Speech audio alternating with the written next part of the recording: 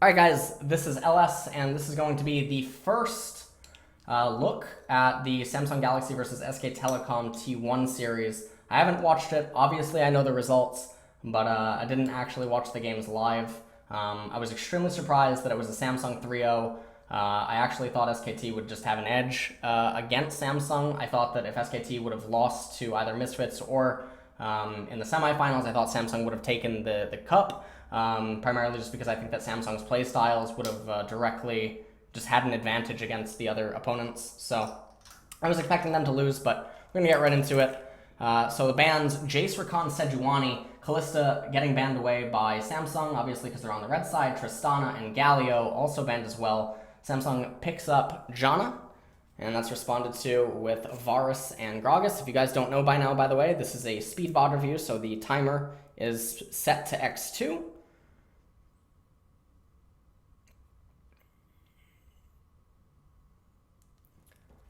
Xayah and Xayah. So it's a little bit interesting why they. All right, so something that stands out here to me is Xayah is actually picked by Samsung, and I feel like something that they could have done is if they ignored banning Rakan, or if they ignore banning Xayah, they can actually force the opponent to pick Xayah or Rakan. By simply not banning it, or they actually steal a ban away from SKT, and obviously one of the bans that they could have been able to steal away was actually going to be Tristana or Galio. So what would end up happening here is they would trade the Janna, most likely. They don't ban Rakan, they can ban something else. In fact, they could even ban Janna if they really wanted to. And then they first pick Rakan or Xayah, and they basically say to SKT, hey, you have to pick the other piece. What this does is actually gives Samsung a little bit of an unfair edge because it dictates the pace of the pick and ban, and it forces SK Telecom into doing something that they might have not intended to do in the first game, or again, it steals away a ban from one of them, and maybe they could have secured themselves Tristana or Galio, or at least the luxury of being able to pick one of them when they pass back to SKT. So a little bit interesting right here. It seems like they just wanted the Xayah and not the Rakan.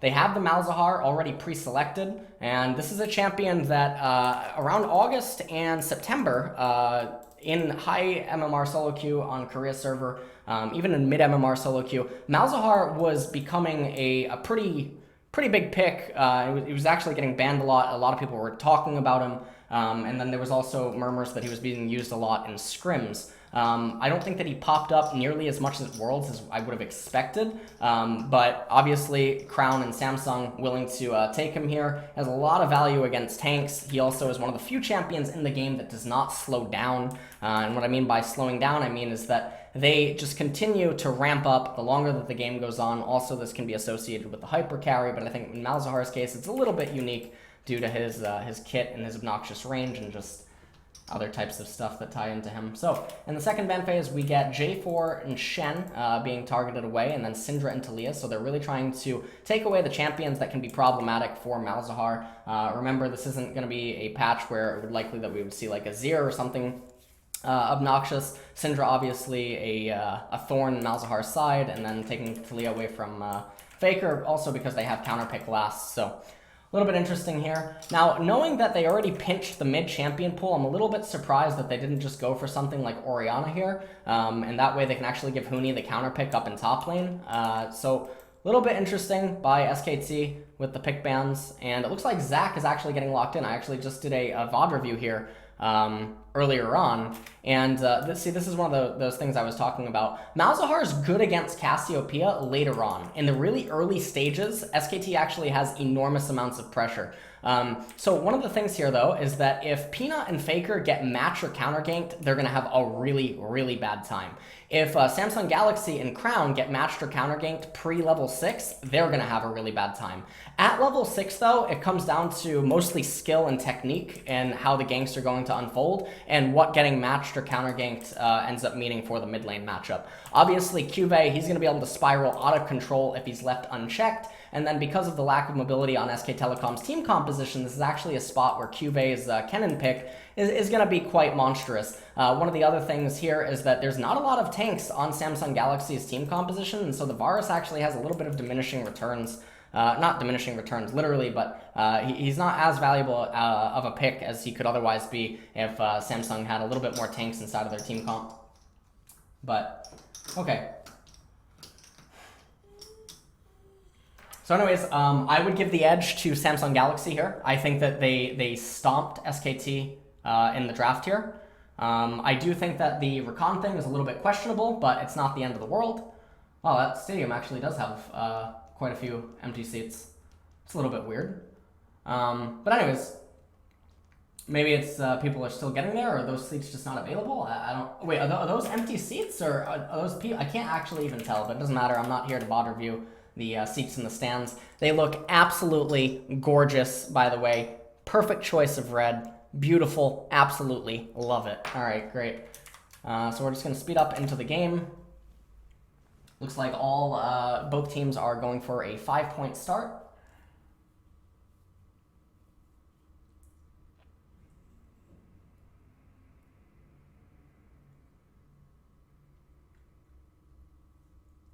Now, one of the things that I will say, however, is that if Samsung Galaxy falls behind, they can't recover. There's basically no ability. So let me pause right now and talk about it. So Samsung's team composition just needs to go even into the mid game to be ahead. They need to go even into the late game to be monstrously ahead. All right. If they're only a little bit behind to SKT's team comp, which is really an acceleration team composition, then they're still going to be okay. The defensive positions that they can take inside of their blue side jungle is still going to be really, really good for Ambition and Crown. He's going to be able to have like a perfect spot for his ultimate. The Voidlings are going to do a lot inside of those closed corridors. Obviously, the AoE silence is going to be perfect. It can cover all of the area for the most part. And then obviously, Cuvée, if they need him to go away from his split push, is going to be able to get pretty nice Lightning Storm ultimates, or Slicing Maelstrom, is that the name of it, off inside of that closed area. So the thing here that we're looking for SKT is they need to get ahead. This is a team composition that needs to be up a couple K gold at 20 minutes in order for them to, be feeling comfortable as they transition from, mid to mid-late stages of the game. The other thing that Samsung has to be wary about, especially because the Mountain Drake is the first thing, this is a this needs to be a heavily contested Drake. And the reason that I say that is because the Mountain Drake needs to be taken away from SKT, because if you give the Mountain Drake to Faker's Cassio, and if he has the blue buff on him, and then obviously Bang on Varus, they're going to shred through that Baron really, really quickly, and it puts enormous amounts of pressure on Samsung at a time where they otherwise wouldn't need to deal with it. The reason that Samsung wants to capitalize on it, apart from just taking it away from SKT, is primarily because of the Kennen and his split push. Really helps with his ability to raise the turrets, and it puts a lot more pressure on Huni and then SKT as a whole, because they lack the proper team composition in order to handle him. So SKT has a lot of incentive for getting it. They also have incentive for taking it away, not nearly as much as Samsung, but still it's important to talk about. So that should actually be a pretty high priority. Now, when teams pick team compositions that need to get ahead, I normally look at that with like a little bit of a frowny face, primarily just because there's so much more that you could do in draft to prevent yourself from being on a clock. And SKT is on a clock against the Samsung team comp. Yeah.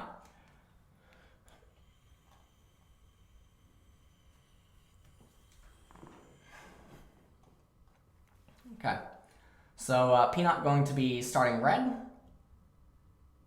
And this is a little bit interesting because it forces him to path downwards, and it's going to be extremely unlikely that they're able to coordinate a gank against Ruler and Core JJ, so not sure why he isn't just being a little bit more greedy with his roots. You can see Faker actually coming and getting a ward inside of the river, and I think what this ward is mostly trying to do is possibly spot out Ambition if he's going to do a little bit of a tricky route and maybe make his way up to Peanut's golems.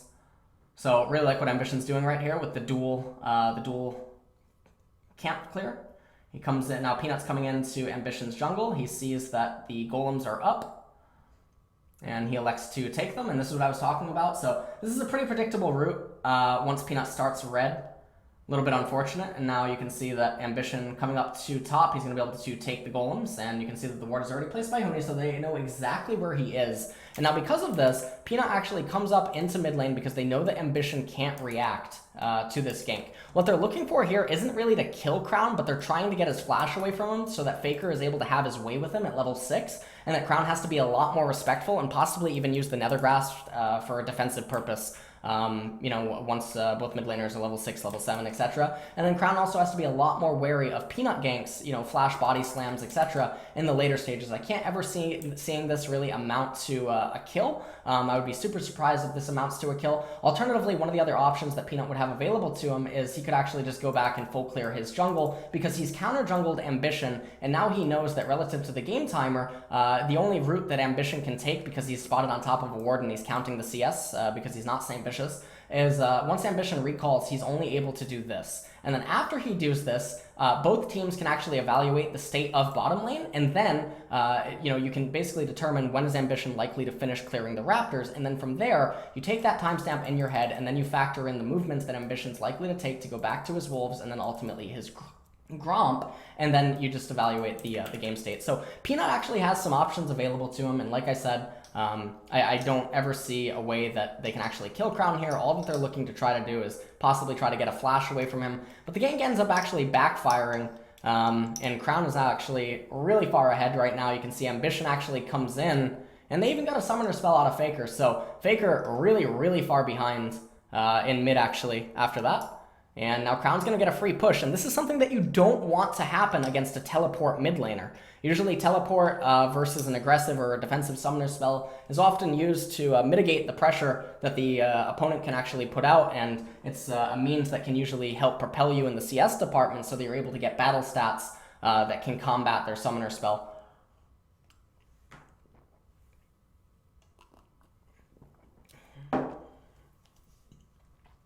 So now we know that both junglers, for the most part, know exactly where each other can be. And you can see that Huni is under enormous pressure up in top lane. He's falling quite behind in the CS department.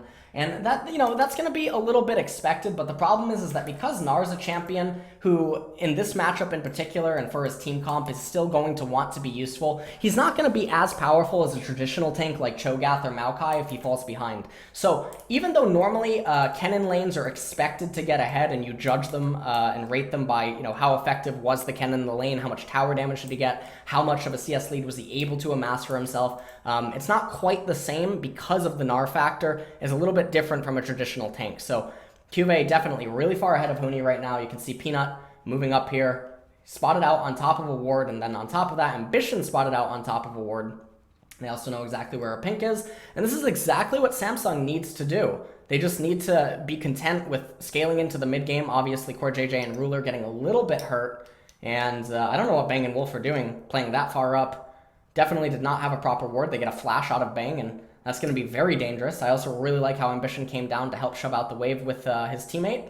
And Faker ends up having to flash away, giving respect to Crown. And now Faker continues to just fall really far behind down in bottom. And the problem with this is that now Peanut has to basically play around mid-bot when normally he would ideally like to help Huni, because Cuvée is an alternative win condition for Samsung. And so now being unable to help Huni, being able to be predicted for all the movements he's going to do, Crown able to actually replenish all the way back up and ultimately conserve the need to take a teleport, he's going to get a pretty nice experience lead over Faker. And so now at this point, I mean, they know exactly where Peanut is. They know that he handed them off. Peanut can't show in bottom because of the lane state. And now what this means is basically, Peanut only has one option when he comes off the fountain, and that's the path to Wraiths. And now Samsung knows this, and this is basically like comparable to a control archetype in a card game or something. They just need to keep the threats off the board. If you ever played Handlock or Freeze Mage or something like that, that's Samsung's team composition. And this team composition is like mid-range, right? It needs to wake up, it needs to have a really powerful early and transition into the mid-game, and then close out the game there. They can't let this game go to late, and Samsung's doing a beautiful job at basically constricting all the routes that Peanut can do.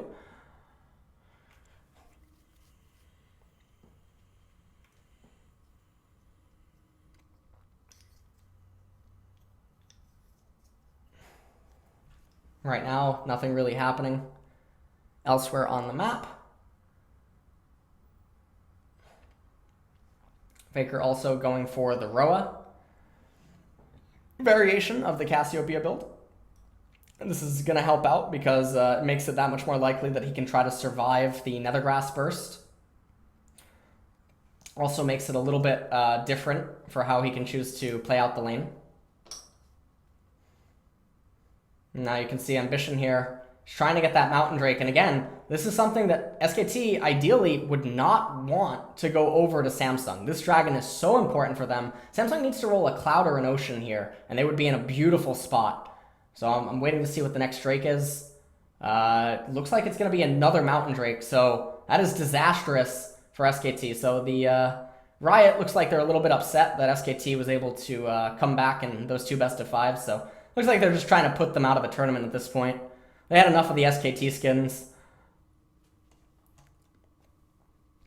Peanut not really doing anything. Huni continues to fall super, super far behind.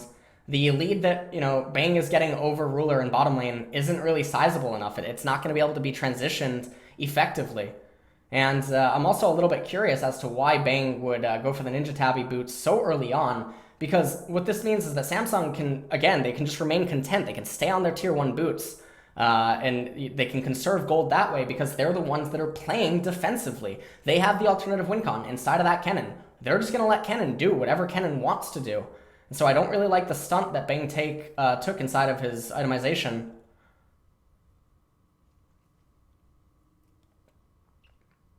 Alright. I end up even getting first turret, and they put that gold onto Ruler, so it's also going to hurt even more. And look at Faker's itemization. He has the Catalyst of Aeons, he's stunting his Roa, he's stunting his Seraph's Embrace, and he's forced to go into the QSS, not just because of Crown, but also, able to get stunned up by Cuvée, able to get rooted in place by Ruler, lots of threats coming out, and again, for a team that wanted to be ahead, they're behind, and we're almost approaching 15 minutes. They needed to be ahead at 15 minutes, and they're not accomplishing that for themselves. And now you can see that Crown, also having that teleport, he's able to go into the side lane, and this creates enormous amounts of pressure in other ways. So what this does is it actually allows them to continue to funnel solo XP gold on the 2 primary carries of the team comp. And with Faker having to stay with his teammates, because he's significantly less mobile than either the Kennen and the Malzahar, he's not able to go to the side lanes as effectively, and so it's actually attacking the shared XP on SKT, and it's enabling Samsung to actually ramp up a little bit quicker. So we're looking at the map right now, and we can just see that Peanut, he's not really able to do too much. And SKT, just like in their Misfit series, they're playing this battle against tempo, except the problem is they don't have the luxury of scaling on their side right now. Now Ambition coming over, he's getting the Rift Herald. They end up picking that up for themselves. Would not like to see them use it in mid, but they use it anyway.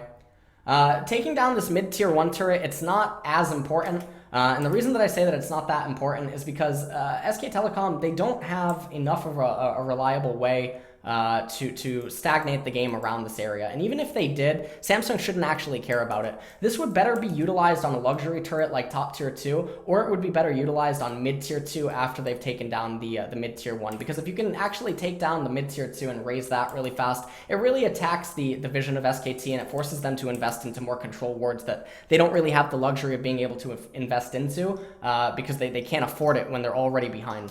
So I don't like the Herald usage. I can understand it. It's an insurance policy, but overall I just think that it's not very good.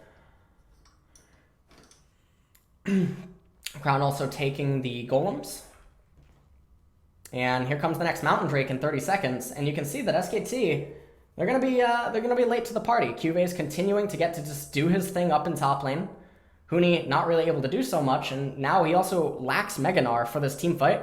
Samsung able to push out the wave before going to the dragon, so SK Telecom actually has to prioritize clearing this out first, and now they have no vision in mid. They don't have the luxury of being able to try to guillotine Samsung or pincer them. Like, for instance, if Samsung all go into the river and they have a minion wave in mid, they can just basically say, all right, you know what, we can't get this. We're going to try to get your mid tier 1. We're going to try to cut you off at rates, get some damage here, and then we're going to cut back out through your blue side jungle. We're going to steal all your jungle camps, and then we're going to convert into a top lane push.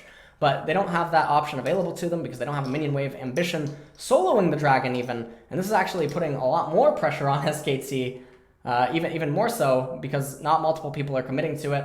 And Cuvée takes a pretty healthy trade against Huni, and you can see that he's just going to be able to lifesteal all the way back up with that Blade of the Ruin King. Huni not going to be getting any help because Samsung knows exactly where Peanut is. And if you're SKT right now, you're basically asking yourself, you know, what do we do? So the best hope that they can look for, and it's a little bit concerning, is you can see the itemization for some of their champions are really stagnated.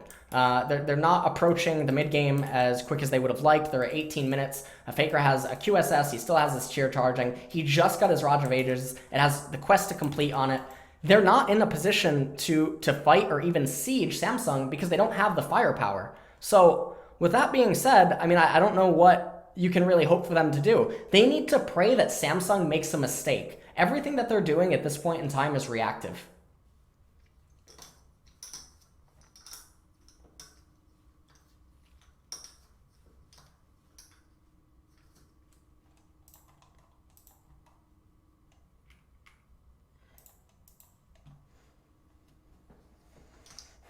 And now you can see Samsung getting yet another turret. And this is really concerning when you watch SKT because they're doing this almost the entire tournament. It's almost like they have losing laner or something in every lane with the exception of Faker. But it's really reminiscent of the season where, you know, Faker was trying his best to carry and then it almost looked like Faker underwent depression. If you remember watching some of his Azir games. And they're just completely taking it from Samsung, and they're not able to do anything. They don't have the current firepower in their items to threaten to, you know, kill turrets, even if they can crash a minion wave into it. And then Samsung, they have AoE for the minion waves, they have wave clear, etc. SKT is between a rock and a hard place. All Samsung needs to do right now is simply not fight. A third Mountain Drake is coming up. The pressure is on SKT. The onus is on them to come up with something. Samsung should recognize this, much like how SKT should have recognized it in some of their games against RNG and Misfits, but they didn't, and it actually gave gave the opponents some hope that they otherwise shouldn't have had. Malzahar's already at 2 items. Kennen is about to be at 2 items. You can see he just picked up the Zeal. He already has the Durham's Fist, so he got that stack out of the way. Adaptive Helm already picked up for Ambition here, and you can see the itemization that comes out of Ruler. You know, and Ambition probably going to go Mercury Treads next. And just the control that Samsung is displaying is really, really good. And for people that think that, like, I'm being biased towards Samsung, I did not want them to win. I mean, I even said that on Twitter. The only reason I wanted them to win was primarily because of Crown.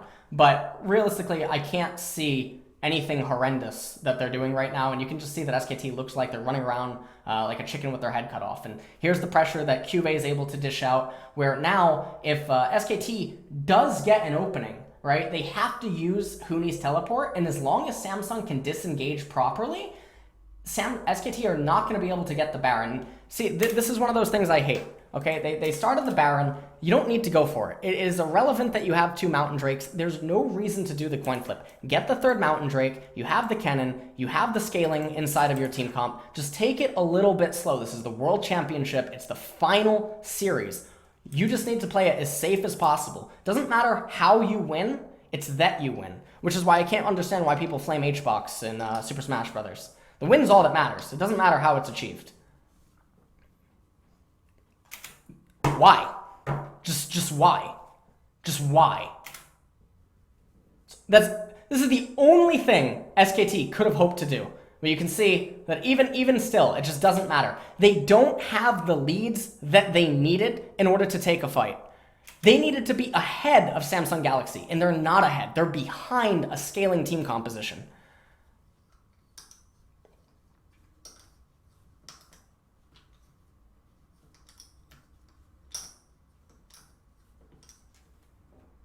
It was absolutely unnecessary. But not even that. Because Samsung had the wards, Crown should have been quicker to react on the Nether Grasp. This never should have been allowed to happen.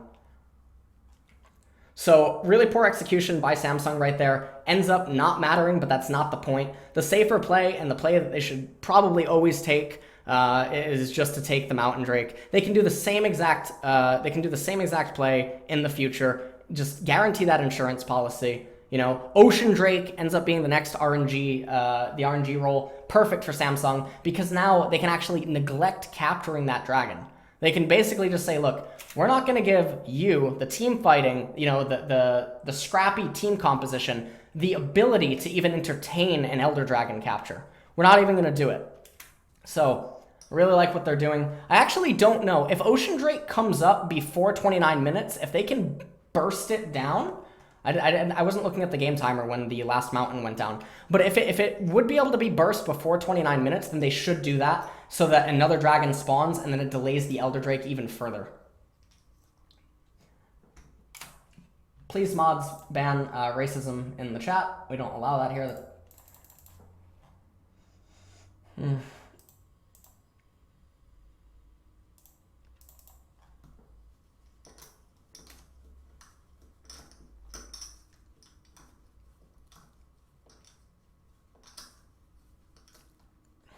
Okay. So now SKT, they just are waiting a little bit, but they should be able to close out the game in probably the next 6 minutes or so regardless. All they need to do is take a team fight at this point. They're up 6k. They're the scaling team composition. If they were down 5k right now, okay, let me put this in perspective for you. If they were down 5k, they would still be pretty close to even. Like if we remove dragons from the game, they would be pretty close to even if they were down 5k. They have superior scaling everywhere.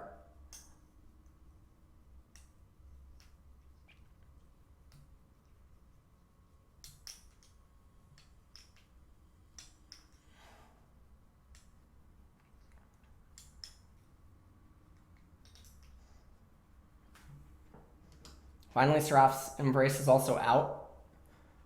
But it just doesn't look like Huni can actually do anything. And so it's like SK Telecom are playing their defensive, their defensive passive style that they played all throughout the tournament. And I don't even think it's a style. I just think it's the inability to create advantages and snowball out of control. They can't do it as good as Longzhu. Can't do it as good as KT. And it's one of the hallmark defining factors of watching an SK Telecom game is they have a much bigger grasp on playing the map, when they are on even footing or when they can stall out into the late game. They seem to have insane emotional discipline and control, like mentality, resisting tilt, playing from really big deficits, but they don't really seem that good. It's almost reminiscent to watching OGN or so in 2012, 2013, when you would see a team that didn't have star players overcome a bigger team. And in this case, when you're losing the early and mid game to Samsung this badly, then there's a pretty big issue going on. At least in the series.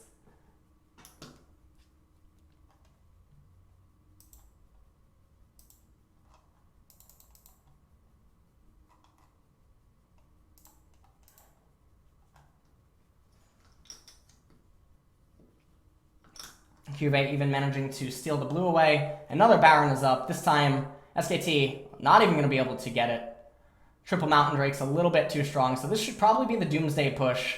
I can't imagine a universe in which SKT can wiggle their way out of this one. The cannon is just way too strong at this point. Way too much attack speed. Look at how that tower doesn't even live at all. That tower looks like it was built wrong. That's how fast it falls. Lord Dominic's now even complete for Cuvée. He's going to be hitting a complete truck.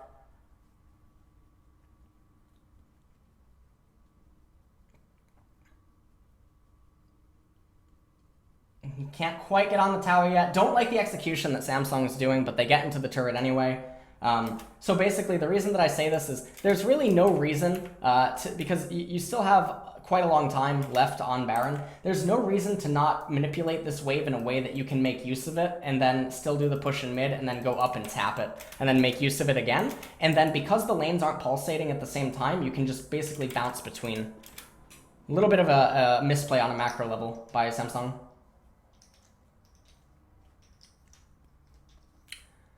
Doesn't seem to really matter all that much. You can see that SKT way too immobile to really do anything. They're even conceding all of their jungle camps. I mean, this game is basically over. Just a waiting game. And now you can see Ambition even up there. And Samsung, they're playing, the 1300 range. I talked about this in VOD reviews before.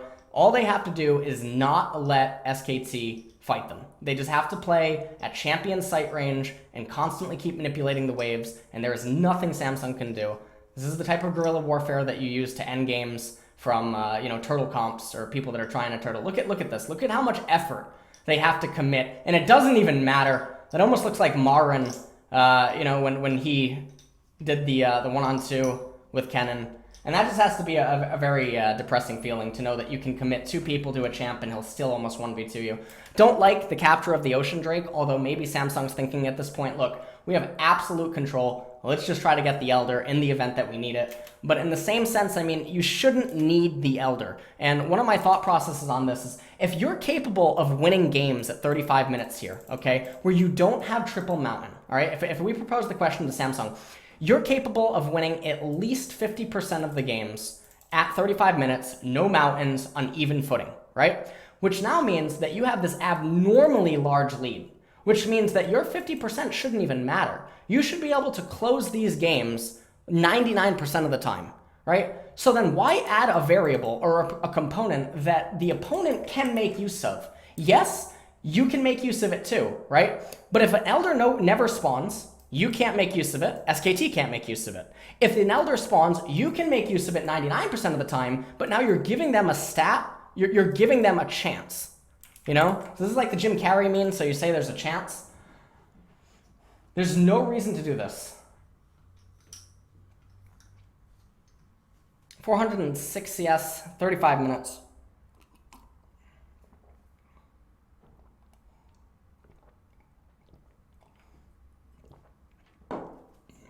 Someone in Twitch chat has a bright comment. Let's look at the bright comment really quick. Oh no, they're going to try and steal 0 stack Elder while down 10k gold. That is not the point. Apparently the logic doesn't you know, crack through your short-sightedness. No one can get Elder. Okay? When Elder does spawn, no one can get Elder right now. When Elder does spawn, yes, Samsung will get it 99% of the time. Why give SKT the 1% chance when you can win this 99% of the time? But, you know, make sure, you know, LCS teams, franchising, they need job applicants, they need analysts, they need coaches. Make sure that you sign up with your thought process. You know, League definitely needs more people such as yourself.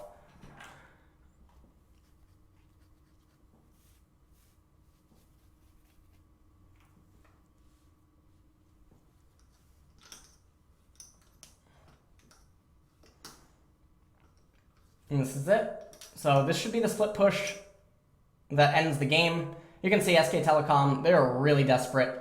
Cuvée is now in the base. That means another inhibitor gonna fall.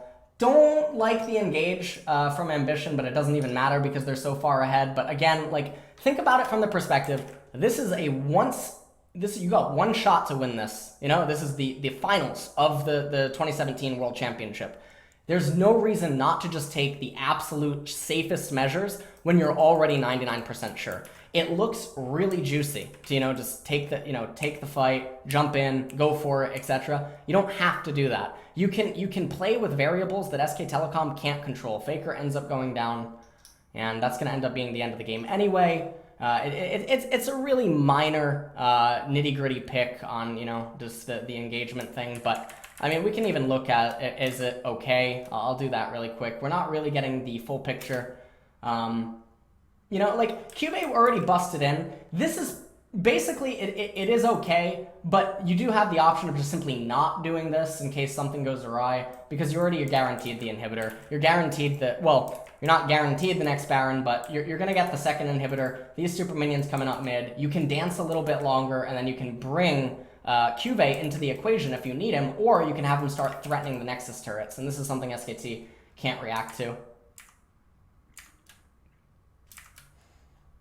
All right, and so that's going to be the end of this game. So basically, Samsung win the draft pretty hard. SKT's direction that they have to take the game is super predictable.